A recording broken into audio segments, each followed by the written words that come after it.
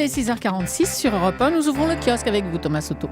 Droguez-vous avec modération. Forcément, ce matin, la une de Libération, droguez-vous avec modération, intrigue ce matin. Le journal publie les résultats d'une étude internationale réalisée auprès des utilisateurs de drogue, légales ou non. L'alcool et le tabac en font donc partie. Ça donne un article intitulé « La parole est à la défonce ». Conclusion, si l'on va au-delà de la minorité d'usagers qui provoquent des délits ou des problèmes sociaux, les gens qui aiment boire et prendre des drogues considèrent que cela contribue à leur bonheur. S'ensuit un inventaire des substances, la cocaïne, l'ecstasy, les poudres mystères.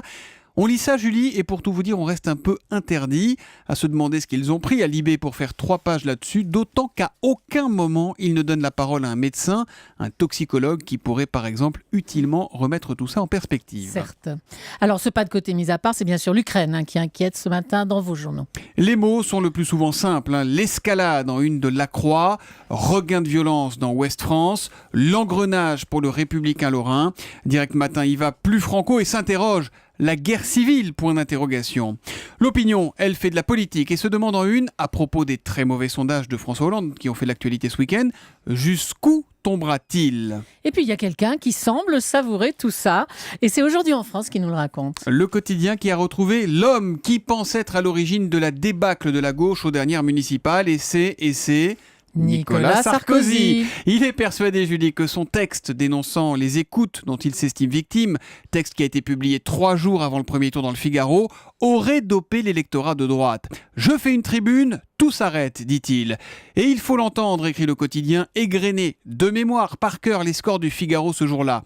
122% de ventes en plus, 355 000 visiteurs payants sur le site, 2 millions de mentions j'aime sur Facebook, le Figaro qui s'est trouvé là un bon agent commercial. Nicolas Sarkozy qui téléphone aussi beaucoup, notamment pour féliciter tous les nouveaux élus de droite. Des conversations qui bien souvent commencent par la même boutade. Ça ne te dérange pas qu'on nous écoute ? Et il fait passer ses messages, l'ancien président. Personne n'a émergé pour 2017, pas même Alain Juppé. Comprendre, heureusement que je suis là. Il tape aussi à gauche. De Manuel Valls, il dit qu'il a une popularité en trompe-l'œil. Enfin, Julie, à ceux qui veulent prendre un peu de distance, un peu de hauteur avec nos tristes préoccupations terriennes, je recommande le Métro News de ce matin. C'est titré « En avant Mars », car ce soir, la planète sera au plus près de la Terre. Alors, il faut relativiser quand même. Au plus près, ça veut dire à seulement 92 millions de kilomètres. Mais elle sera visible au télescope ou même, paraît-il, à l'œil nu. Mais comment on va la reconnaître ? Elle est vraiment rouge, la planète écoutez, vous rouge. regardez, puis on en Une parle boule demain rouge matin. D'accord. Merci. Europe 1, 6h49.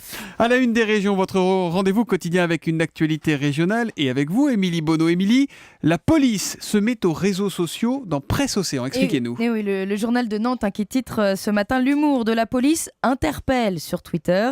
Depuis 3 mois, les policiers postent des messages sur le réseau social. À l'origine, il s'agit d'un test lancé en décembre dans 5 départements pilotes, parmi lesquels donc la Loire-Atlantique, où les rédacteurs ont choisi de ne pas faire dans l'institutionnel pur parce qu'ils estiment que Twitter n'est pas le bon endroit pour ça. Exemple, avec ce message que je vous lis, dans la rue, il propose du cannabis à des policiers en civil, suivi de ce commentaire « héros du jour ».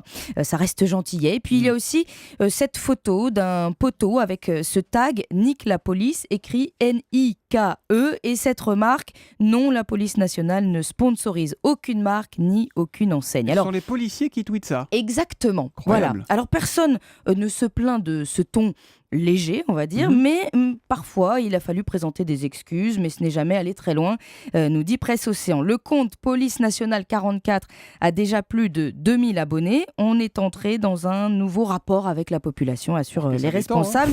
Et ça va même un peu plus loin avec certains fans qui se disent prêts à aller en garde à vue au commissariat de Nantes, qui les fait bien marrer. Oui, alors après, quand on est en garde à vue, c'est peut-être une autre histoire. Déjà, on n'a plus son portable, on peut plus tweeter et le ton doit changer. C'est donc à lire dans Presse Océan. Merci Émilie Bonneau.